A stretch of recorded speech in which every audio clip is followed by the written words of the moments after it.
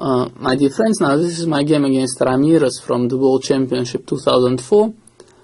In this game, I had a very clear endgame plan, and it was connected to the constant activization of my king, and this is very important to remember that it is one of the main principles for any endgame where few pieces have been left on the board, because in complex endgames with many pieces also the king can still be endangered, but in a relatively simple endgames the king always belongs to the center. Now I will try to illustrate the importance of this rule. So bishop f3 in this position. We repeated the position once, and white took queen d5, bishop d5, and rook a d1. So you see the endgame arose, and here it would have been possible to defend the black bishop, but I was attracted to another idea with bishop e4. Now you see c2 is hanging, the knight on b3, the rook on d1 would be in trouble after this, and white tries to play bishop d3, rook d3. Now, in order to understand why a position like this could be better for black, it is important to see that the white's pawn structure on the queen side, a4, b2 and c2, that it is not ideal. All these pawns can be attacked. Theoretically, the rook coming to e4 can attack the pawn, bishop from f6 can attack b2, and knight from b4 can attack c2. At the moment it is not yet decisive, but black will have the possibilities, especially if he simplifies the game further. That is, he plays rook d8, rook d1, and knight b4. And now after general exchanges, now we have this position, material balance, but white is already in serious trouble. The pawn c2 is hanging, and it is amazingly difficult to protect it. After knight d4, bishop f6 is very strong, because after c3, knight d3 would be a possibility.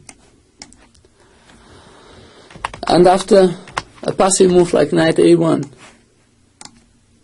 also bishop f6 hits the pawn, and after bishop c1, knight a2, and now you see one way or the other black collects some material. So Ramirez tries to play c3, and now knight d3, bishop c1. The bishop was forced to go to c1 to protect the pawn on b2. And now after a natural sequence of moves, if black plays, let's say, f5, king g1, king f7, king f1, king e6, king e2, it seems that black's advantage would almost evaporate, as after knight c1, king d5, king d3, both kings would be reasonably active, and white would have ideas like knight e2, h3, and it would seem that although black would be still a bit better because of the more active bishop, this advantage could be almost negligible in this position.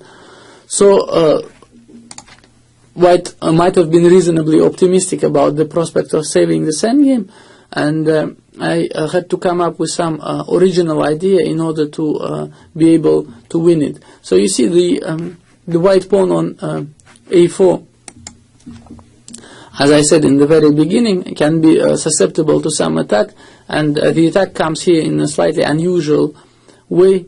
I played a5, in a way fixing a weakness. Another thing is that the knight on b3 is protecting the bishop on c1. And after this, if I will be able to play b5 followed by a4, I will just win material. Like for instance, after king g1, I go b5. And now you see, if he takes a b5, a4 wins a piece. And he's not moving anywhere his pawn, because the bishop controls it on b6. So what can he do? He can try still to play something like king f1 takes king e2, because taking king d3 would have been very unclear, the king going to b5, or also taking on c1, knight c1, and then the rapid activization of the king would also have been unclear. But in fact, black simply takes knight takes b2, because b3 is still hanging, and black is probably winning in this endgame after knight takes a5 and maybe even a3. So all this forces white to react. After a5. He has to keep the b2 pawn protected. In any case, b5 has to be avoided, so he plays c4. And after c4, I wanted to provoke further weakening of white's pawn structure, because on a4, c4, white is to some extent well equipped against any possible activization of the black king.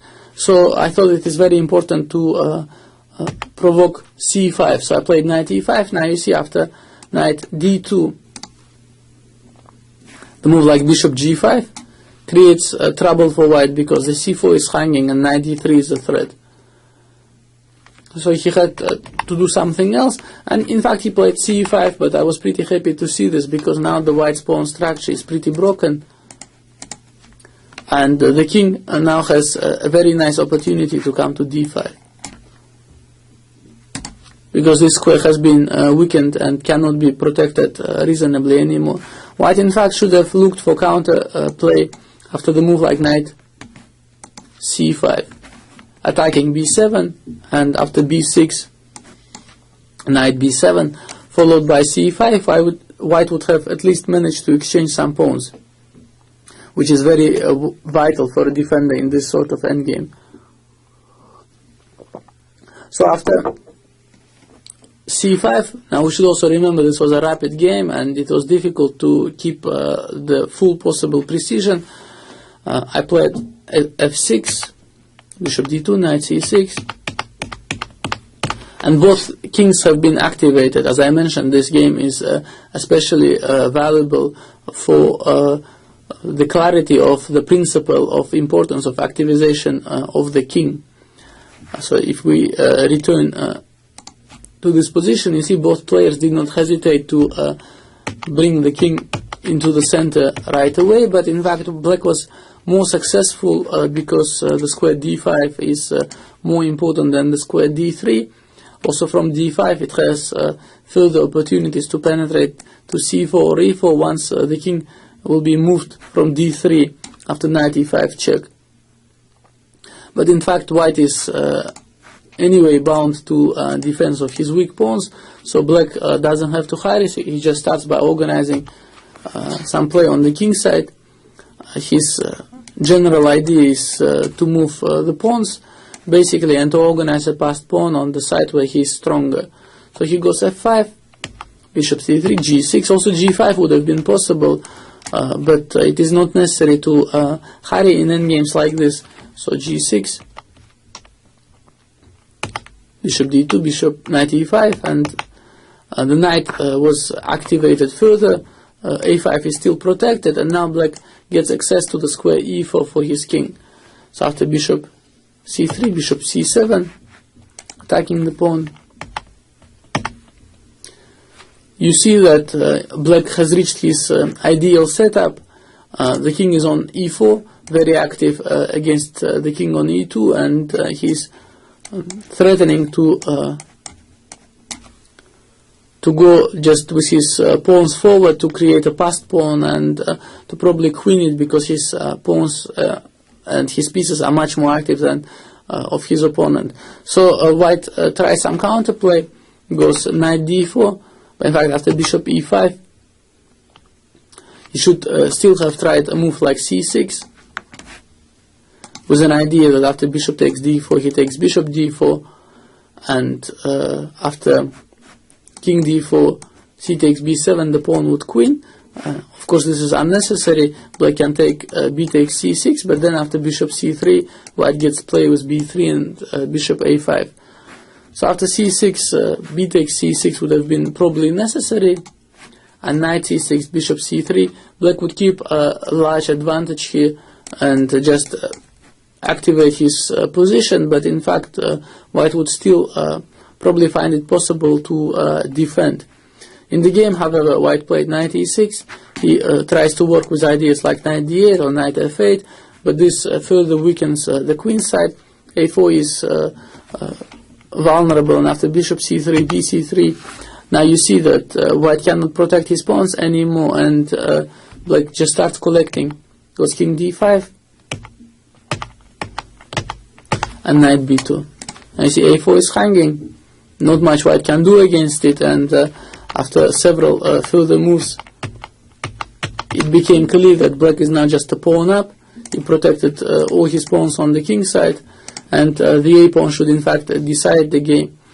The a-pawn decides the game not because white cannot stop it, but because it will lure white's forces away from the king side, where black is strong and where he will be able, as also shown above, to create a passed pawn without much of a problem. So the game still continued, king c4, and now black starts preparing his passed pawn.